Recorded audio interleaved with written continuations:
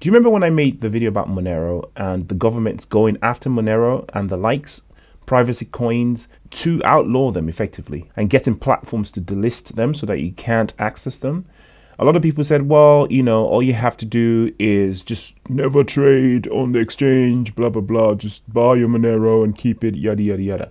And I said, look, the government is not going to stop at Monero. They're going to go after every single privacy coin and then any other service that has anything to do with it or that has anything to do with anonymizing your crypto or any kind of privacy. The reason being, the government need to know how much money you've got so that they can tax you appropriately. This is about tax and about control. They don't care about your we are the world, we're going to change the world and all that stuff.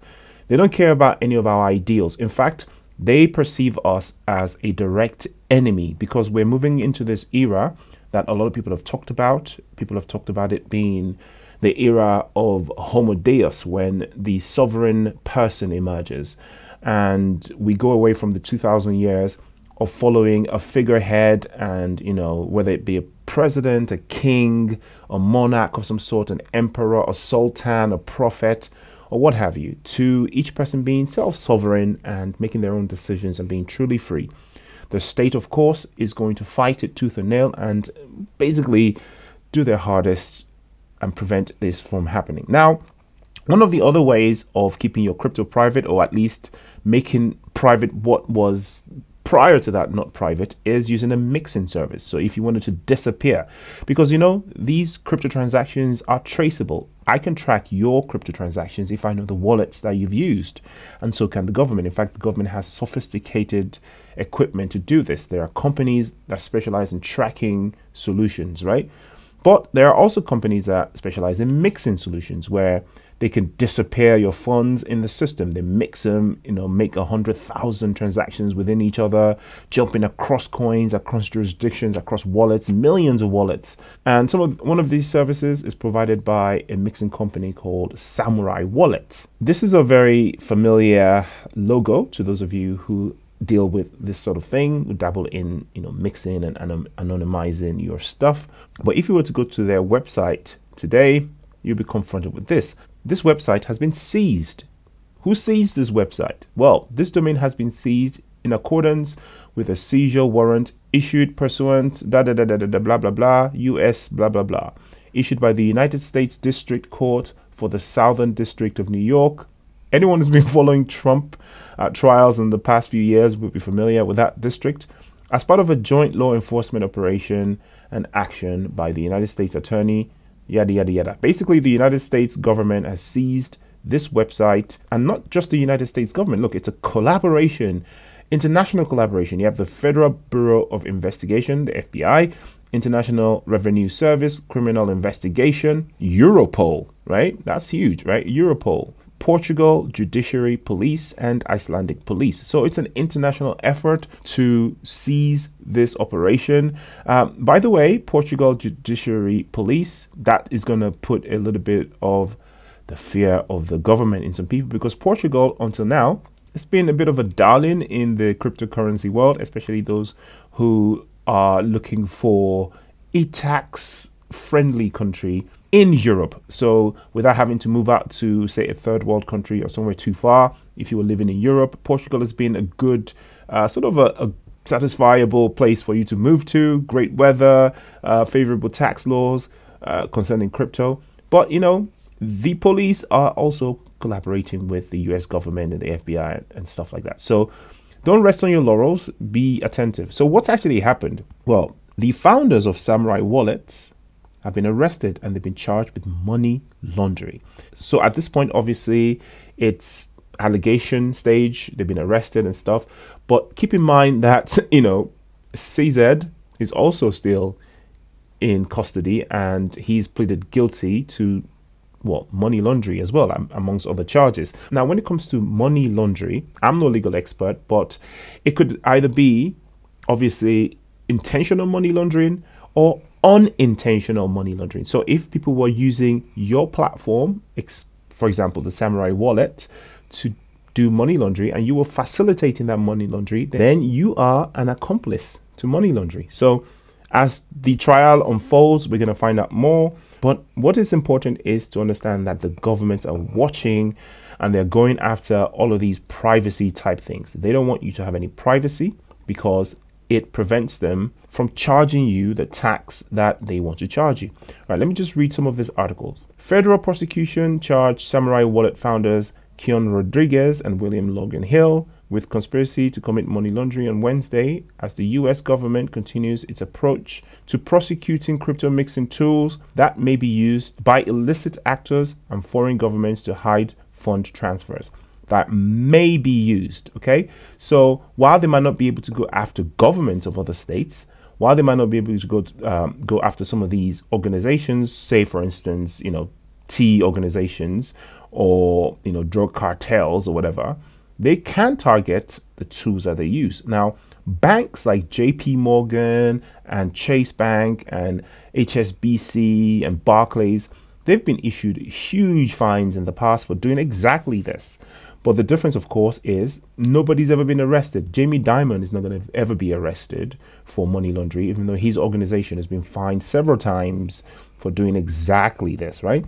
According to a press release issued Wednesday, the pair developed, marketed, and operated the mixer, which facilitated more than 100 million in money laundering transactions from illegal dark web markets. So as you can see, it is that they facilitated the process, not that they themselves were involved with the actual money laundering. But here's the kicker, right? Samourai overall facilitated around $2 billion in unlawful transactions between 2015 and the present, the release alleged. An accompanying indictment said this figure was calculated by converting the value of Bitcoin laundered through the funds to US dollars based on Bitcoin's price at the time of each transaction. So it's not like they, did some transactions and then now the value of Bitcoin has gone to all-time highs, that it looks high. No, it was basically effectively the dollar value during the transaction that amounts to 2 billion. If it were to just take the total in Bitcoin and then interpolate for the price of Bitcoin today, it would probably be a lot more than that. It probably be something like 100 or 200 billion or something like that, right? Rodriguez, 35, and Hill, 65, collected approximately 4.5 million in fees for their mixing services. Now, that's quite a lot, but, in the cryptocurrency business, other CEOs, 4.5 million is absolutely obviously nothing. I'm not saying that that's their net worth, but this is what they collected from fees for just having this mixing service. So again, we have a tendency when we hear the news to basically default into sort of defense mode. And some of these CEOs in our minds suddenly become, Julian Assange or Snowden or something in our heads. But it's important to understand that some of these guys are also, SBF. Some of them are Do Kwon. Some of them are CZ. These people are millionaires, multimillionaires, and billionaires who themselves are maybe participating in fraudulent activity. I mean, take Do Kwon, for instance, right? Before we knew better, a lot of us maybe would have defended Do Kwon. He was doing a good thing. He's taking the fight to the authorities. Oh, he's being persecuted. But then, at the end of the day, it turns out that the guy is a criminal, right? He was embezzling funds, siphoning money from customers, money that you invested, they've taken out and put into risky deals that have backfired. So basically, they're nothing but the same financial criminals that were in the establishment, and they've just come over to crypto to make even more money. So some of these people, Rodriguez and Hill, again, innocent until found guilty in a court of law, but I don't automatically defend them in my head, right? The pair are charged with conspiracy to commit money laundering and conspiracy to operate an unlicensed money transmitting business. The charges may carry a maximum sentence of 20 years and 5 years respectively. Rodriguez was arrested on Wednesday morning and will be arraigned in Pennsylvania today or tomorrow, according to the press release. Hill, Samourai Wallet's CTO, was arrested on Wednesday morning in Portugal and will be extradited to the United States. So that's another thing. Portugal has an extradition treaty with the United States. So some of you guys that have run to Portugal, as long as you're doing everything right, you're fine. But if you are in contravention of US tax laws, they can send you back So again, keep that in mind. The Samourai Wallet website, which was hosted in Iceland, has also been seized, and the seizure warrant issued for Samurai's mobile application to the Google Play Store. So if you were to go to the Google Play Store now, also, you won't be able to download the wallet. The app has been seized, the website has been seized, all transactions have been frozen. So, you know, if you have funds on there, I don't know if you can have funds in the wallet. Again, who knows what's happening now? I don't use it. I've never used it, so I don't know. Maybe let us know in the comment section. Do you use Samourai Wallet? What is the situation with your money right now? Is this something that, you know, has basically put your funds at risk?